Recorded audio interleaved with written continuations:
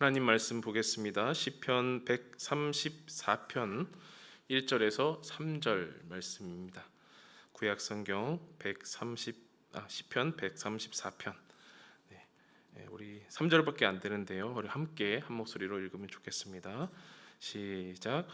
보라, 밤에 여호와의 성전에 서 있는 여호와의 모든 종들아, 여호와를 송축하라. 성소를 향하여 너희 손을 들고 여호와를 송축하라. 천지를 지으신 여호와께서 시온에서 내게 복을 주실지어다. 아멘. 사랑하는 노프트 덕소교회 성도 여러분, 잘 지내셨습니까? 평안하셨습니까? 요새는 건강 인사 안부를 묻는 게 필수적이고 가장 최고인 것 같습니다.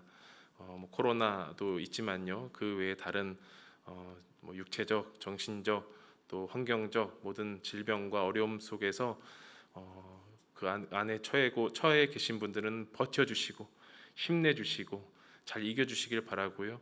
또 더욱 건강한 또 거룩한 예배자 되기를 또 간절히 바랍니다. 아직은 이렇게 소규모로 드리는 예배지만요, 오늘도 예배 자리를 세우신 여러분에게 하나님의 샬롬이 함께하기를 간절히 바랍니다. 오늘은 성전에 올라가는 노래 15번째 시간입니다. 그러면 어떤 시간일까요? 마지막 시간이죠. 제가 15개의 묶음이라고 말씀드렸는데요. 순례자의 여정을 함께 걷는 심정으로 이제까지 동행했습니다. 그래서 제가 이제 오늘 거는 빼고 14편을 이렇게 요약을 해봤는데요. 좀 들어주시면 좋겠습니다. 화평을 미워하는 자들과 오래 거주하였던 순례자가 분연히 일어났습니다. 그리고 눈을 들어서 창조주의자 영원토록 도우시는 하나님을 바라보면서 성전을 향해 나아갔습니다. 그런데 성전에는 순례자 혼자만 있지 않았습니다. 이스라엘의 지파들, 형제와 친구들이 서로의 평안을 구하며 모여 있었습니다. 그들은 모두 고난과 멸시를 받았던 이들이지만 이스라엘의 편에 계셨던 하나님께서 사냥꾼의 올무에 걸렸던 그들을 풀어주시고 살려주셨습니다. 순례자 혼자서는 결코 이길 수 없었습니다. 버텨낼 수도 없었습니다. 하나님이 그리하셨던 것처럼 순례의 길을 걸어가는 모두가 샬롬을 선포하며 공동체를 이루었습니다. 때로 눈물을 씨처럼 뿌릴 때도 있었지만 그 눈물은 기쁨으로 바뀔 것이며 오래 황폐하였던 땅을 촉촉하게 적셔줄 것입니다. 하나님의 도우심이 없으면 집을 세우든 보초를 서든 우리의 모든 수고는 헛된 것이겠지요. 성전에서 수고와 노력을 쏟는 순례자가 성전을 바라보는 이유는 자자손손 대대로 하나님의 뜻이 흘러가는 것입니다. 악인으로 인해 괴로운 기억이 있더라도 고난 속에서 구원받은 경험을 기억하고 이제 그리스도의 남은 고난을 채우기로 다짐합니다. 순례자는 파수꾼의 영성을 가지고 죄악 깊은 곳에서 주님께 부르짖기도 하고 교만하지 않으며 늘 만족해서 하나님을 바라고 또 바랍니다. 왜냐하면 시온에 거하시는 하나님은 그를 만나 주실 것이기 때문입니다. 이제 순례자는 자기 중심적인 신앙을 내려놓고 주님을 본받아 믿음의 형제들을 위해서 살기로 다짐합니다. 이게 뭔 소린가 싶으시죠? 14개의 120편부터 133편까지의 이제 우리 시편의 여정들을 달려왔는데요. 한 편을 이제 한 마디씩 해서 이렇게 요약을 해드렸습니다. 조금 길었지만 요약하니까 이렇게 되었고요. 오늘은 이제 성전에 올라가는 노래 대단원의 막을 내리는 시간이고요. 134편은 총 3절로 아주 짧습니다. 그래서 오늘 마무리를 잘 하고 유종의 의미를 거두면 좋겠습니다. 134편의 구조를 먼저 좀 보도록 하겠습니다. 두 부분으로 나눴는데요. 1, 2절은 여호와의 종들을 향한 찬양 촉구, 찬양하여라 라는 것이고요.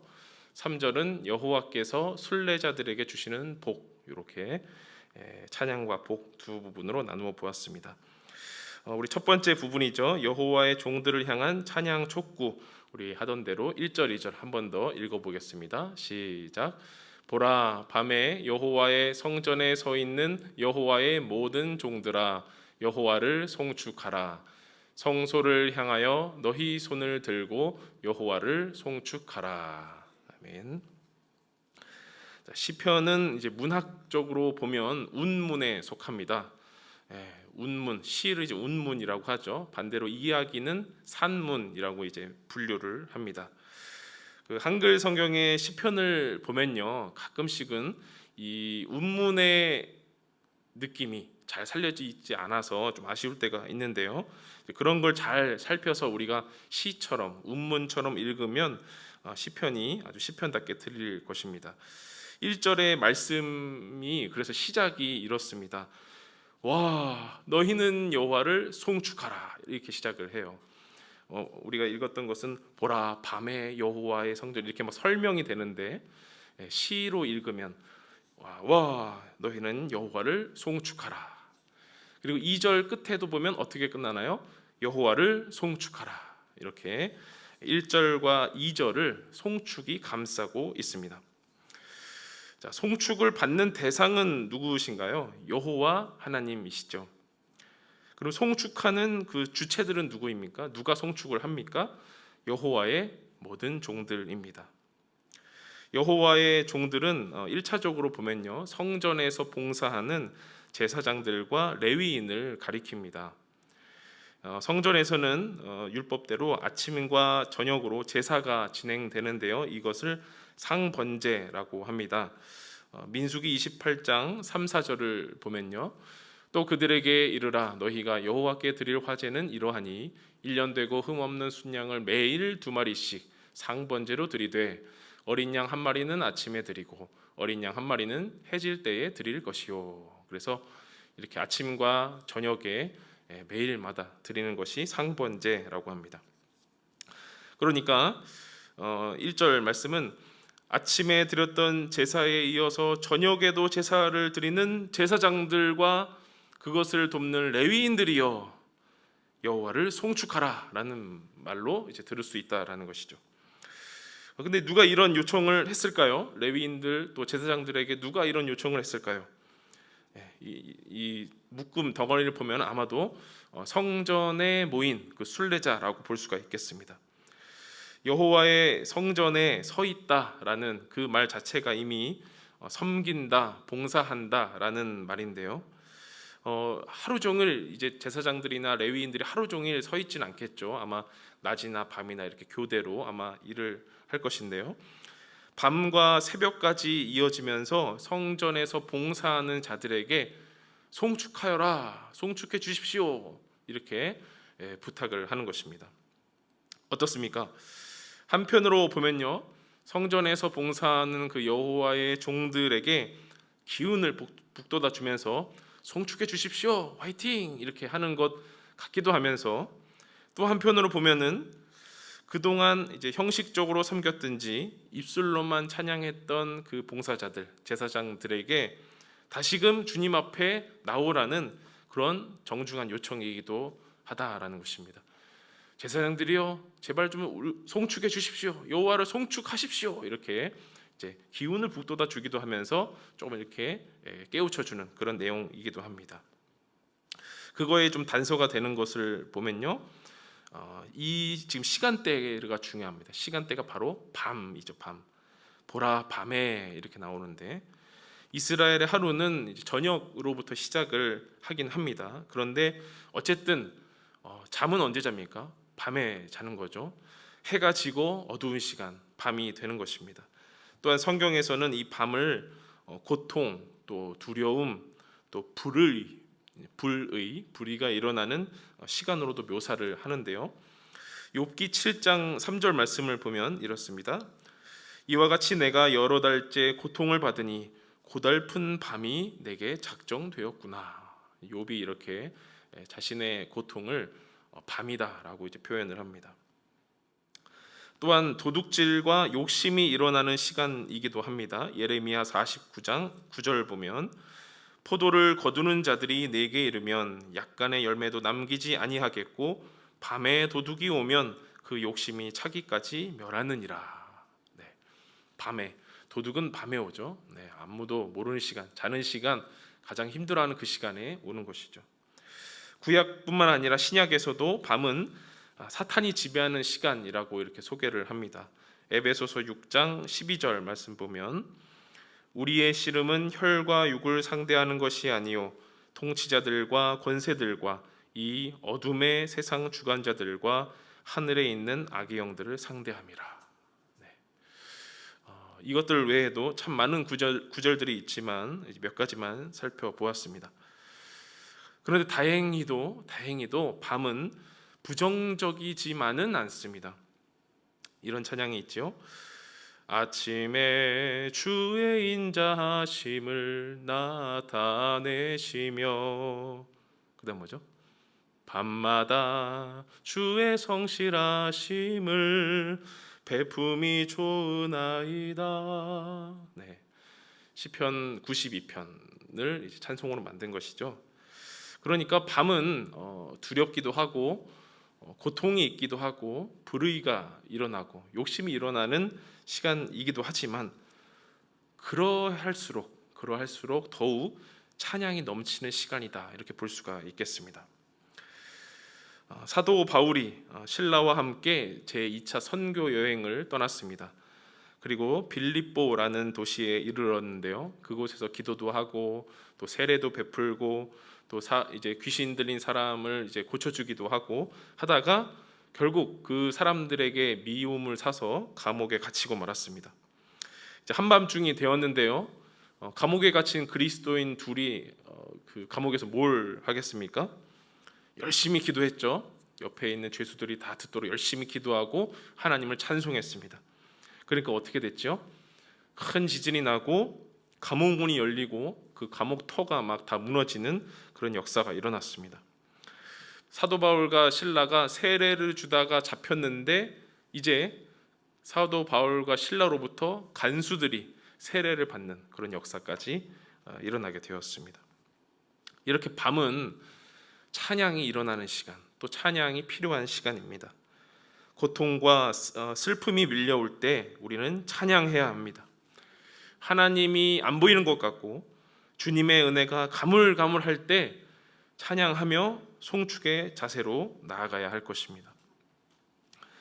오늘 읽었던 시편 134편은 사실 작년 12월쯤에 토요 안심 기도회 때 제가 한번 설교를 했던 본문입니다. 이렇게 묵상집의 그 흐름이 있고요.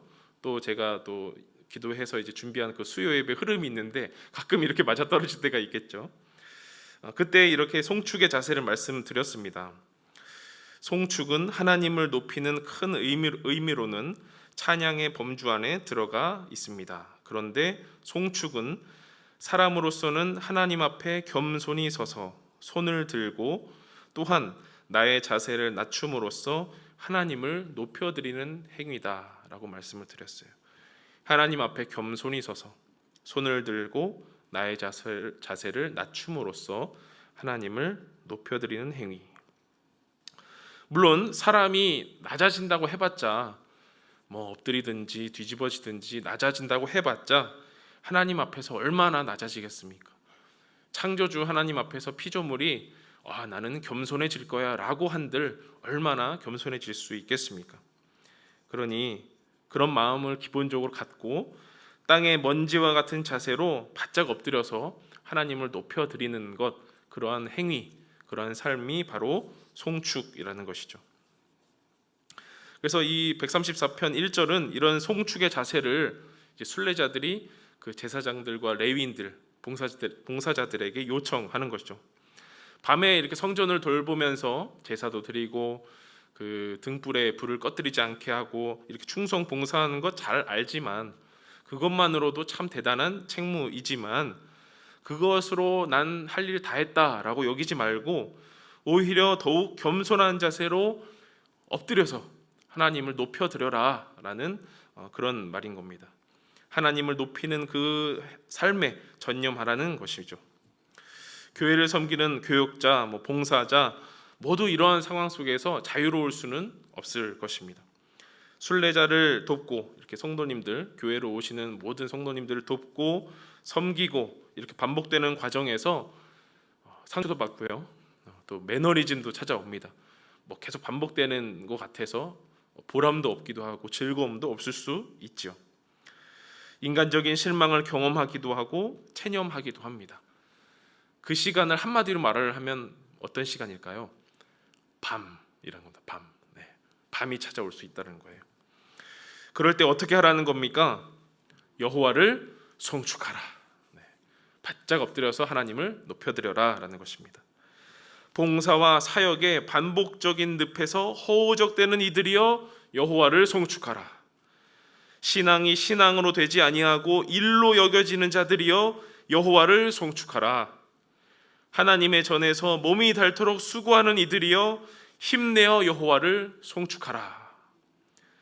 많은 순례자들이 힘내시오, 깨어 있으시오, 하나님을 찬양해 주시오 이렇게 요청해 주는 것이 바로 1절의 내용인 것이죠. 자, 여호와의 종들이 1차적으로는 레위인들 제사장들이라고 했습니다. 그럼 2차적으로 보면은 온 이스라엘, 지금 우리를 포함해서 이 성경을 보는 온 이스라엘이라고 할 수가 있습니다. 사전적으로 보면요, 근데 이 종이라는 것은 남을 섬기는 위치에 있는 자, 또 오직 주인에게 순종하는 자, 또 생살 여탈권, 한자인데요, 즉 살리고 죽이고 주고 빼앗고 하는 모든 권리가 주인에게 있는 자를 종이라고 합니다. 좀 무시무시하죠. 그런데 이스라엘 안에서는 조금 이 종이 조금 더 관대하게 여겨진다라고 합니다. 때로는 이 종이 가족의 일원으로 여겨지기도 해요. 아들이 없는 자에게는 이제 내 종이 가족처럼, 또 자식이 없는 자에게는 이 종에게 재산을 물려주기도 합니다. 안식일이 되면 어떻습니까? 종을 막 부립니까? 아니죠. 종도 같이 휴식을 취해야 합니다. 희년이라고 하는 때가 오면 어떻습니까? 이 종은 또 자유의 몸이 되기도 합니다. 이렇게 막 생살 여탈권까지는 안 가도 좀 관대한 면을 볼 수가 있는 거죠. 어떤 의미를 내세우든지 우리는 모두 여호와의 종이라고 불려야 합니다. 고달프고 두려운 밤이 올지라도 하나님 앞에서 겸손히 서서 하나님을 송축하는 종이 되어야 합니다. 여호와의 종 누가 있습니까? 아브라함, 모세, 또 예수 그리스도의 종 베드로, 바울 모두 하나님의 신실한 종으로서 자신의 사명을 잘 감당한 사람들이죠. 저와 여러분도 마찬가지로 여호와의 종으로서 부름받은 사람으로서 언제 어디에서나 하나님을 송축하는 그런 종 되시기를 간절히 바랍니다. 이렇게 1절을 좀 길게 살펴봤는데요, 이제 2절을 좀 보겠습니다. 2절은 간단하게, 2절을 좀 새롭게 그 시처럼 운문처럼 읽으면 이렇습니다. 너희의 손을 들어라, 거룩함으로 여호와를 송축하라, 이렇게 돼 있어요. 자, 이제 다른 건 비슷한데 좀 달라진 단어가 있었죠. 성소라는 말을 제가 거룩함으로 이렇게 좀 말을 바꿔봤습니다.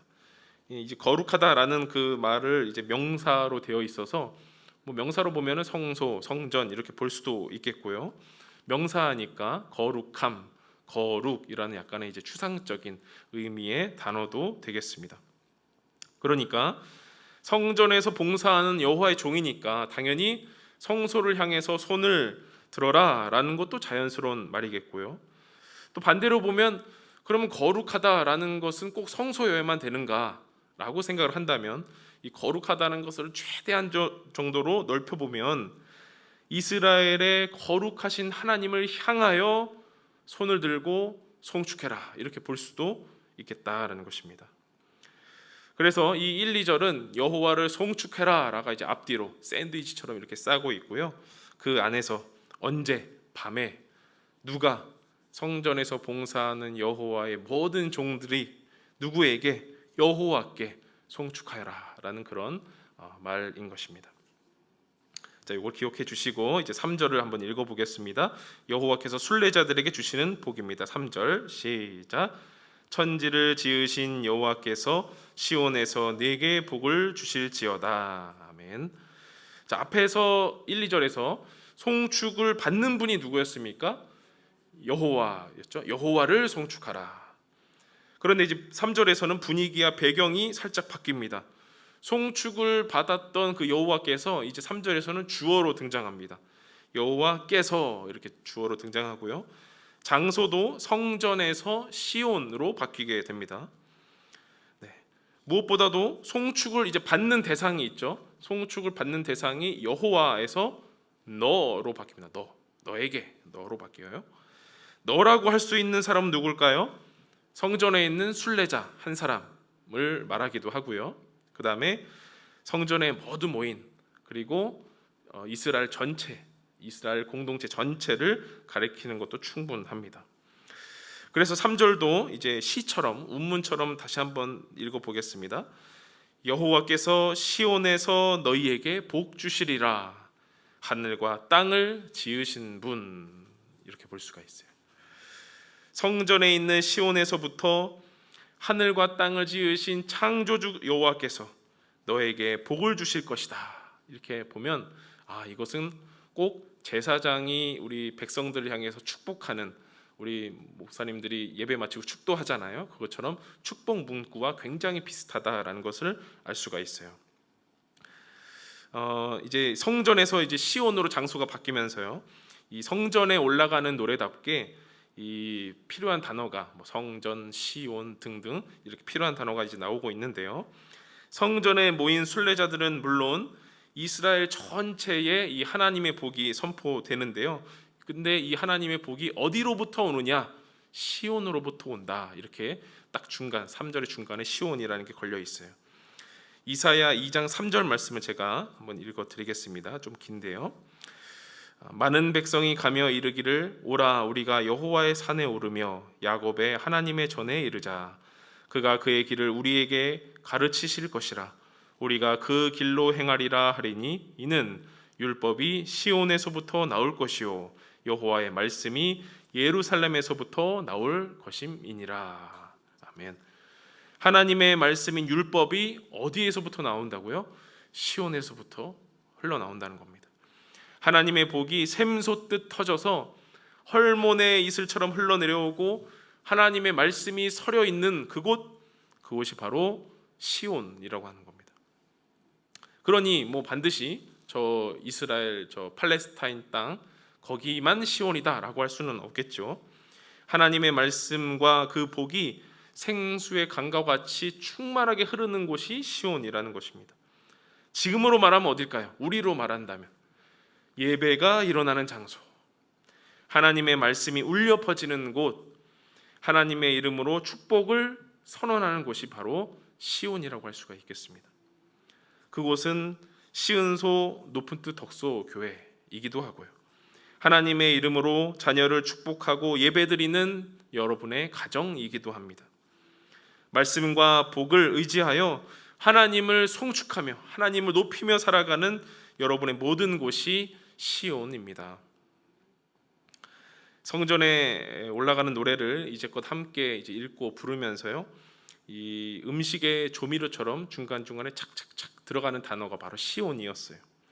이제 오늘은 이 시리즈 설교를 이제 마무리하는 날이기 때문에 이 성전에 올라가는 노래에서 이 시온이 나오는 구절들 한 5-6개 되는데요. 한번 다 띄워드리고 좀 읽어보도록 하겠습니다. 함께 읽겠습니다. 시작. 여호와를 의지하는 자는 시온산이 흔들리지 아니하고 영원히 있음 같도다. 여호와께서 시온의 포로를 돌려보내실 때에 우리는 꿈꾸는 것 같았도다. 여호와께서 시온에서 내게 복을 주실지어다. 너는 평생에 예루살렘의 번영을 보며 무릇 시온을 미워하는 자들은 수치를 당하여 물러갈지어다. 여호와께서 시온을 택하시고 자기 거처를 삼고자 하여 이르시기를 이는 내가 영원히 쉴 곳이라 내가 여기 거주할 것은 이를 원하였음이로다. 헐몬의 이슬이 시온의 산들에 내림 같도다. 거기서 여호와께서 복을 명령하셨나니 곧 영생이로다. 아멘. 잘 읽어주셨습니다. 여호와를 의지하는 흔들림 없는 산, 머나먼 이방 땅에서 돌아오는 포로들, 평생토록 번영의 복을 받는 장소, 대적들이 수치를 당하는 장소, 여호와께서 영원히 쉬기로 원하시는 그곳, 영생의 복이 내려오는 그곳이 바로 시온입니다. 그 시온의 축복이 우리 교회와 여러분의 가정이 되기를 진심으로 바랍니다. 그런데 여러분, 이것만 하나 이제 기억하면 될 것 같아요. 시온이 처음부터 이렇게 멋들어진 땅은 아니었다라는 겁니다. 시온이 원래 이제 다윗성이라고도 하죠. 다윗성이라고 이름하기 전에는 여부스 사람들의 산성이었습니다.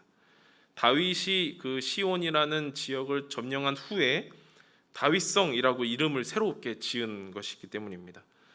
처음부터 율법이 막 흘러나오고 거기에만 도착하면 막 건강해지고 치유가 되고 복이 막 터져 나오는 그런 곳이 아니었다는 거예요.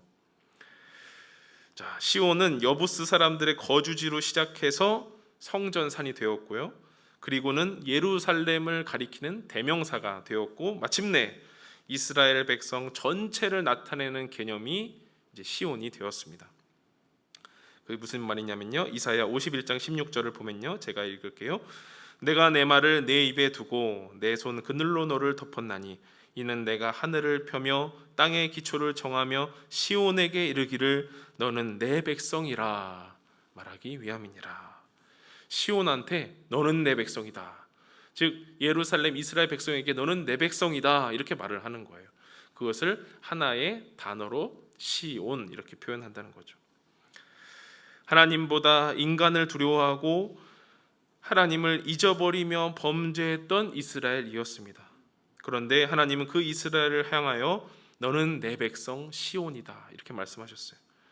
보잘것없고 믿음 없던 한 곳이, 그런 공동체가 신앙의 전통이 흐르는 공동체로 변모하였습니다. 마침내 신앙 공동체를 이루어서 하나님의 말씀과 복이 충만하게 흐르는 공동체로 거듭났습니다. 그것이 이스라엘 역사가 말해주는 시온인 거죠. 사랑하는 여러분, 우리가 정말 참 시온답지 않습니까? 무슨 말이냐면 금송아지를 섬겼으면 훨씬 더 섬겼고, 바알을 내 남편이다 내 주인이다 외치고 다녔던 우리를 하나님이 그래 너희는 여부스 산성 정도야 라고 부르지 않으시고 시온이라 불러주신다는 겁니다. 우리 교회 공동체, 목장, 가정을 시온이라 불러주신 하나님께서 여러분에게 복 주실 것입니다. 하나님이 여러분에게 참 잘해 주실 것입니다. 1년 넘게 이제 감염병이 창궐하는 이 시국 속에서 교회는 그럼에도 계속해서 예배를 드렸습니다. 믿음이 없는 누군가는 이렇게 비판하기도 했지요. 예배 드리는 게 무슨 소용이냐? 그렇게 예배했는데 기도했다는데 이 모양이냐? 교회가 그렇게 모이라 하더니 병만 더 퍼지는 것 아니냐? 현상적으로 보면은 맞는 말이 많이 있습니다. 예배드리는 날수가 길어지지만 나라의 상황은 호전되지 않는 것 같고요. 심지어 기독교인의 확진도 이제 무시할 수는 없겠습니다. 그럼에도 불구하고 저는 예배를 포기하지 말라고 말씀드리고 싶습니다.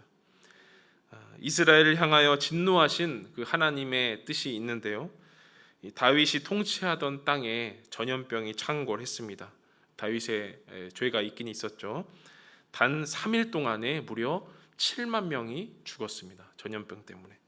사무엘하 24장 25절을 보니까 그곳에서 여호와를 위하여 제단을 쌓고 번제와 화목제를 드렸더니 이에 여호와께서 그 땅을 위한 기도를 들으심에 이스라엘에게 내리는 재앙이 그쳤더라. 그곳이 어디냐면요, 그곳에서 저 여호와를 위하여 제단을 쌓은 그곳이 어디냐면 바로 여부스 사람 아라우나의 타작마당입니다. 유대교 전통에 의하면 아브라함이 이삭을 번제로 바치려고 했던 그 모리아산이 있는 그곳이고요. 현재는 그 이스라엘의 황금 돔 있죠. 황금으로 만들어진 그 돔이 있는 그 예루살렘의 정상이기도 합니다. 시온이지요. 병행 본문입니다. 역대상 22장 1절을 보니까 다윗이 이르되 이는 여호와 하나님의 성전이요 이는 이스라엘의 번제단이라. 시온을 이렇게 말하고 있는 겁니다. 사랑하는 여러분, 이 땅 시온을 위해서 계속해서 예배하고 계속해서 기도해 주시면 좋겠습니다. 할렐루야, 주님 이 땅을 고쳐 주옵소서. 믿음 없는 저희가 부르짖으오니 이 땅을 살려 주옵소서. 하나님의 성전으로부터 나오는 충만한 생명과 회복으로 메마른 이 땅을 적셔 주옵소서. 시온에 거하며 하나님의 복을 받는 사람들은 이러한 기도를 드려야 할 것입니다. 마지막으로 제 이야기를 짧게 드리고 마무리하려고 합니다. 작년에 이어서 올해도, 작년에는 저희가 시간을 내줌해서 이제 줌으로 만나봅시다 이런 걸 했었고요. 올해는 목장 주민 모여라 해서 줌인 이제 그 말을 좀 드렸는데요. 온라인 목장 모임을 이렇게 2년 차로 진행하면서 뭐 많이 하진 않았지만요, 제 속으로는 마냥 즐겁지만은 않았습니다. 귀찮아서가 아니고요. 귀찮아서가 아니고요. 왜냐하면 이제야 제 자신을 좀 돌아볼 수 있었기 때문입니다. 무슨 말이냐면 그동안 내가 얼마나 말씀에 붙들렸는가, 얼마나 성도들을 보고 싶어 했는가, 얼마나 환우들을 위해서 기도했는가. 이제 그게 이 온라인으로 비대면 시대에 이제 화면을 보고 만나니까, 어서 오세요 하고 만나니까 그제서야 막 느껴지더라고요. 화면을 통해서 얼굴을 마주하니까 그제야 느껴졌다라는 부끄러운 고백입니다. 그러니 1절에서 아까 잠시 말씀드렸지만 매너리즘 뭐 이런 거 말씀드렸는데요, 모든 것에 익숙해진 여호와의 종, 바로 저의 모습이었다 생각이 듭니다. 상황에 안주하게 되고 남보다는 나를 더 챙기고 이 땅 시온을 위해서 기도하기보다는 나의 안전을 더욱 챙겼던 그런 모습들이 바로 저의 모습이었다 생각이 듭니다. 얼마 전 온라인 목장 모임에서 목장 식구들이 이런 고백들을 해주었습니다. 온라인 예배, 온라인 신앙생활이 계속되니까 편한 장점도 있지만 몸이 너무 편해져요. 온라인으로 접속하는 건 쉬운데 예배 드리는 건 점점 힘들어져요. 이렇게 고백을 합니다. 저도 이렇게 말을 했습니다. 이제야 저의 신앙의 민낯을 보게 되었습니다. 제가 얼마나 말씀에 붙들리지 못했는지, 기도에 매진하지 못했는지 이제야 알았습니다. 온라인이 시온이 될 수 있는지 없는지는 저는 잘 모르겠습니다. 그런데 확실한 건 있습니다. 온라인이든 오프라인이든 그곳을 시온답게 만들 수 있는 것은 순례자의 발걸음이라는 겁니다.